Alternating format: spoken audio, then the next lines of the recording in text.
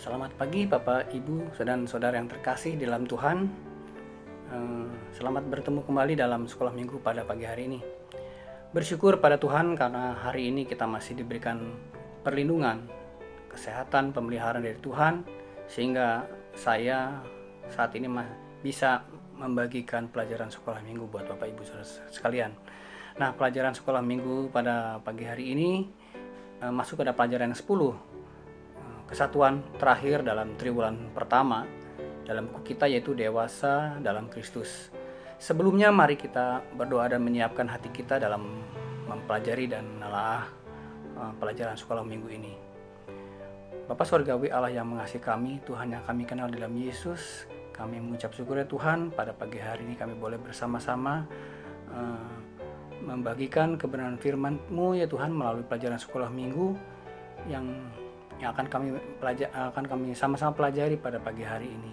Kiranya Tuhan akan menolong dan menuntun kami, memberikan hikmat kepada kami sehingga kami dapat mengerti dan memahami kehendak Tuhan dan dapat melakukannya dalam kehidupan kami. Terima kasih Tuhan Yesus, dari awal pertengahan akhirnya kami menyerahkan semua ini ke dalam dan kasih Tuhan. Amin.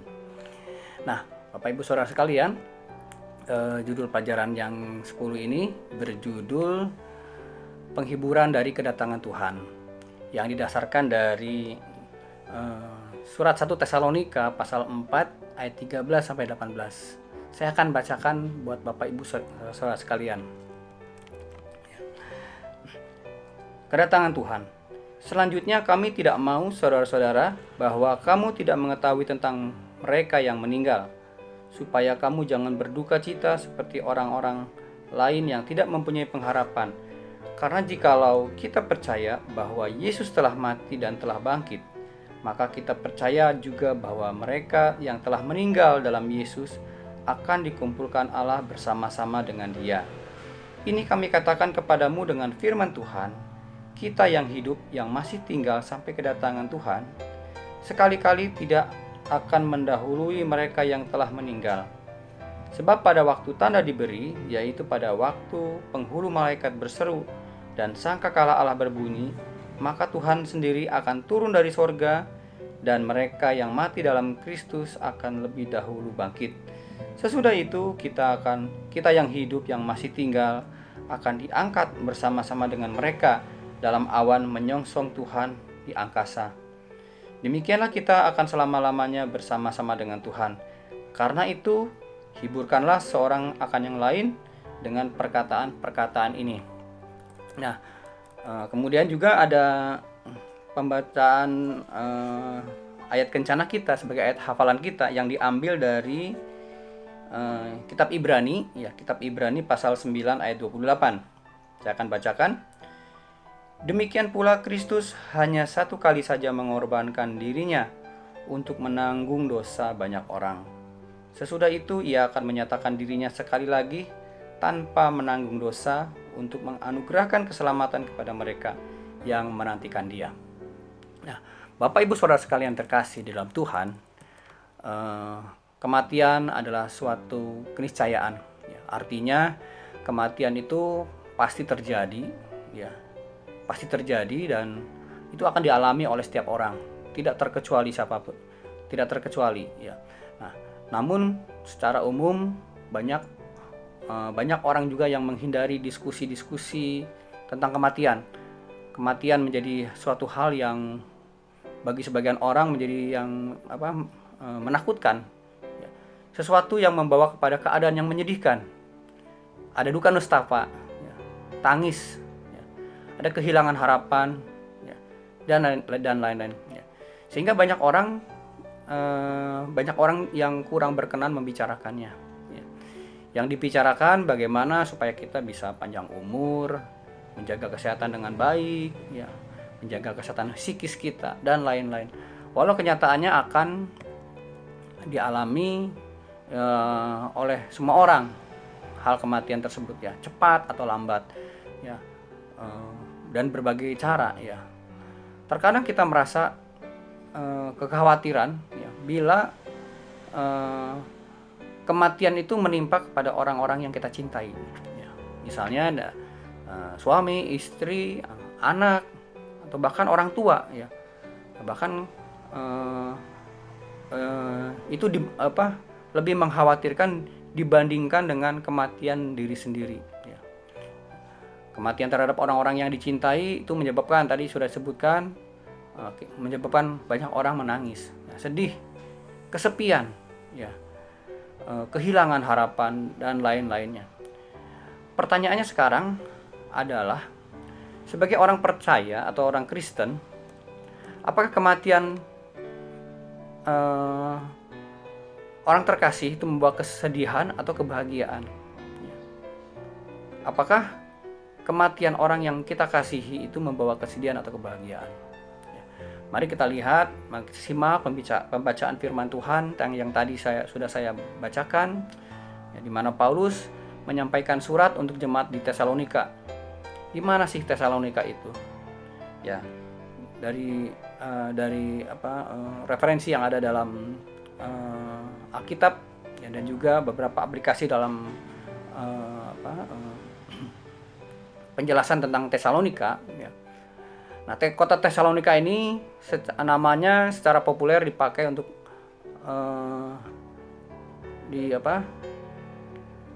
dipakai untuk sebuah nama ibu kota di daerah di Makedonia, ya, sebuah provinsi dalam Kekaisaran Romawi, ya. Paulus merupakan pendiri jemaat di Tesalonika, ya. Khususnya setelah ia meninggalkan kota Filipi.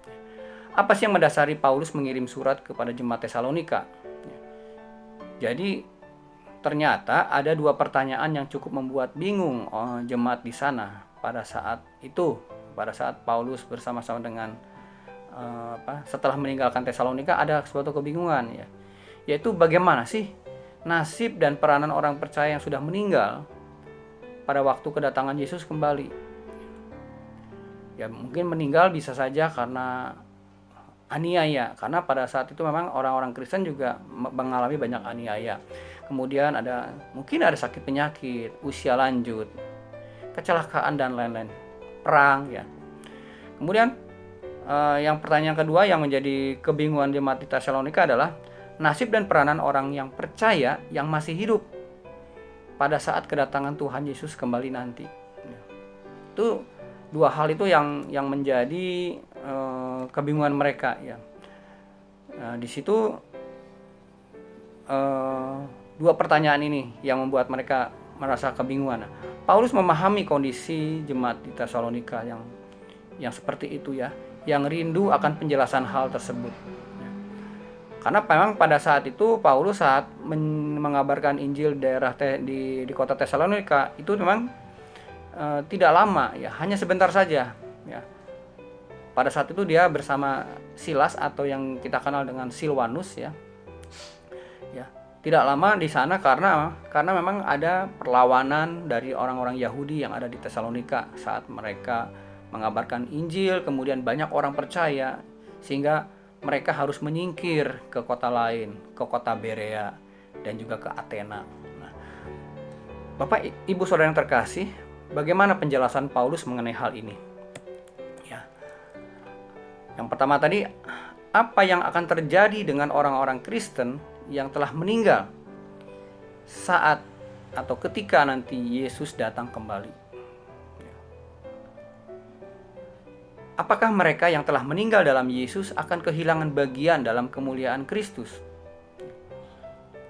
Apakah kematian akan merampas kesempatan mereka untuk ikut menyaksikan kedatangan Yesus kembali? Ya. Sehingga banyak orang gak mau mati dulu gitu, ya, pengen menyaksikan kedatangan Yesus kembali. Karena banyak orang Kristen yang mengharapkan Yesus datang kembali saat mereka masih hidup.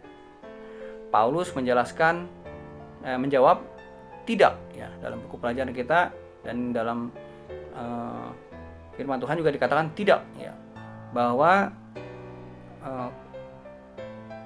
mereka tidak akan kehilangan apapun.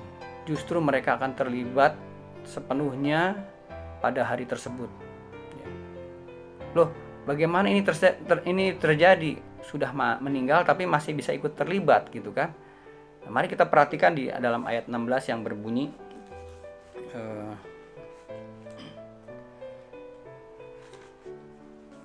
Ada ayat yang ke-16 ya.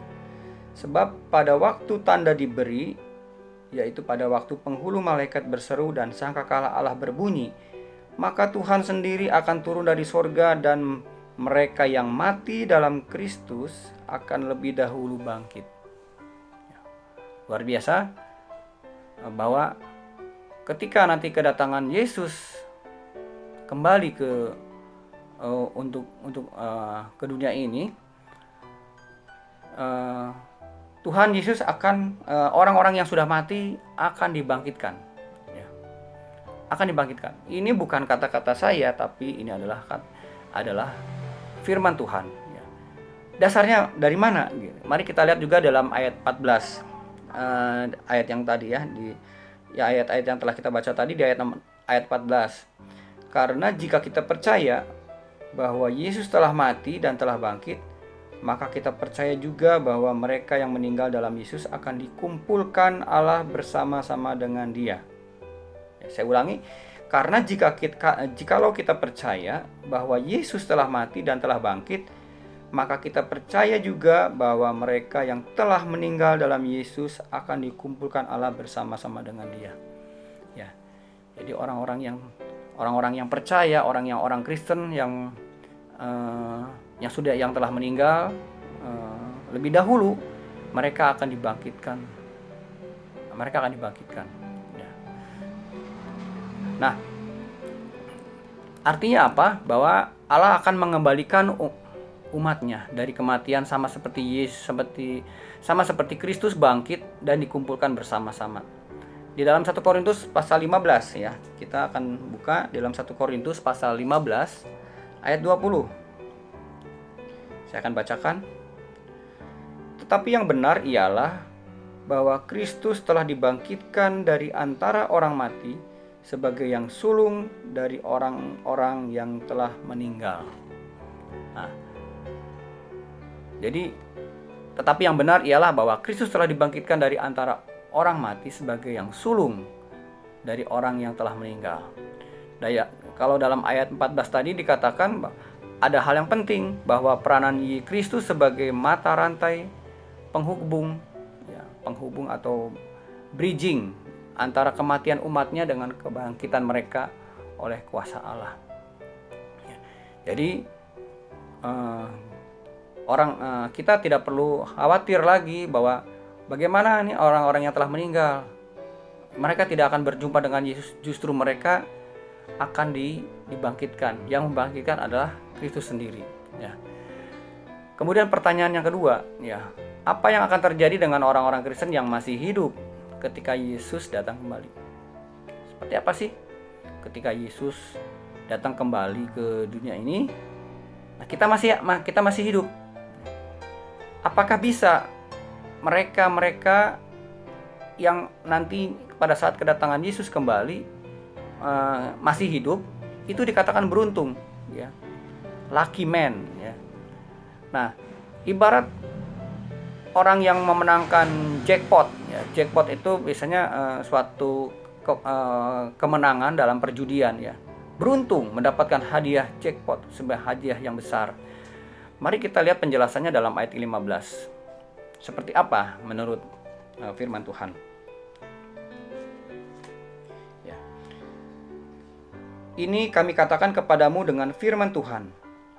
Kita yang hidup, yang masih tinggal sampai kedatangan Tuhan, sekali-kali tidak akan mendahului mereka yang telah meninggal. Bagaimana jawabannya tadi? Kita yang masih hidup, masih tinggal sampai kedatangan Tuhan, sekali-kali tidak mendahului mereka yang telah meninggal. Jadi di sini tidak ada upaya untuk saling mendahului siapa yang diangkat, siapa yang bangkit dahulu, kemudian siapa yang akan diangkat dahulu. Itu tidak menjadi hal yang perlu dibahas, siapa yang dulu, siapa yang berikutnya, ya. Tapi itu memberikan harapan bahwa semua mendapatkan kesempatan yang indah, ya. Yang diangkat tidak pernah merasakan kebangkitan, tapi yang bangkitkan juga mungkin tidak akan merasakan diangkat diangkat dari suatu kehidupan, ya. Nah, seperti itu. Nah, sekali-kali tidak akan mendahului mereka yang telah meninggal. Artinya, tidak ada istilah yang lebih beruntung dan tidak ada yang tidak beruntung. Sama saja. Dengan demikian, mereka yang telah meninggal tidak kehilangan harapan mereka. Nah, perhatikan pada ayat 16 dan 17. Katakan, sebab pada waktu tanda diberi, yaitu pada waktu penghulu malaikat berseru dan sangkakala Allah berbunyi, maka Tuhan sendiri akan turun dari sorga, dan mereka yang mati dalam Kristus akan lebih dahulu bangkit. Sesudah itu kita yang hidup, yang masih tinggal, akan diangkat bersama-sama dengan mereka dalam awan menyongsong Tuhan di angkasa. Demikianlah kita akan selama-lamanya bersama-sama dengan Tuhan. Nah, jadi jadi itu memang ada urutannya. Yang mati dalam Kristus akan lebih dahulu bangkit. Ya. Orang-orang tua kita yang telah meninggal, tapi beliau mereka ini sungguh-sungguh percaya kepada Kristus, mereka akan bangkit lebih dahulu. Ya. Sesudah itu baru kita yang masih hidup. Ya. Mungkin saya juga akan mengalami kematian. Ya. Nah, tapi kalau ada yang pada masanya nanti itu masih hidup, akan diangkat. Ya, dalam bahasa Inggrisnya itu rapture, ya, rapture. Kedua kelompok ini akan menyongsong Yesus di angkasa, akan dipersatukan kembali satu dengan yang lain dalam persekutuan yang tak berkeputusan. Maksudnya bukan keputusan, yang tidak ada putus-putusnya dengan Kristus. Perhatikan kata dalam awan tadi. Dalam awan ayat 17 mengandung arti awan pada waktu Kristus dimuliakan pada saat ia naik ke surga. Diangkatnya orang-orang percaya untuk menyongsong mereka di angkasa menunjukkan keunggulan mutlak Kristus atas roh-roh jahat. Jadi orang-orang percaya diangkat menyongsong Tuhan, itu menunjukkan bahwa keunggulan mutlak dari Kristus atas kuasa-kuasa yang ada di bumi ini, ya, yang ada di angkasa. Ya, karena juga kuasa-kuasa roh jahat juga dia ada di angkasa. Nah, Tuhan menjemput kita di angkasa berarti apa? Menunjukkan kemutlakan, kemenangan daripada Kristus. Ya. Nah, Bapak Ibu Saudara yang terkasih, di antara kita tak seorang pun yang tahu kapan kedatangan Yesus kembali. Ya. Kita tidak bisa tahu apakah kita masih hidup atau sudah meninggal ketika Yesus datang kembali nanti. Nah, sebagai penutup, Paulus dalam ayat 13 mengatakan, kami tidak mau saudara-saudara bahwa kami tidak mengetahui tentang mereka yang meninggal, supaya kamu jangan berduka cita seperti orang lain yang tidak mempunyai pengharapan. Kematian bukanlah akhir dari segala sesuatu, tetapi merupakan awal perjalanan hidup yang baru bersama Kristus.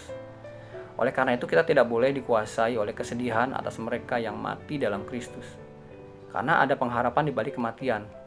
Ya, untuk itu kita harus percaya kepada Kristus agar memiliki pengharapan yang demikian.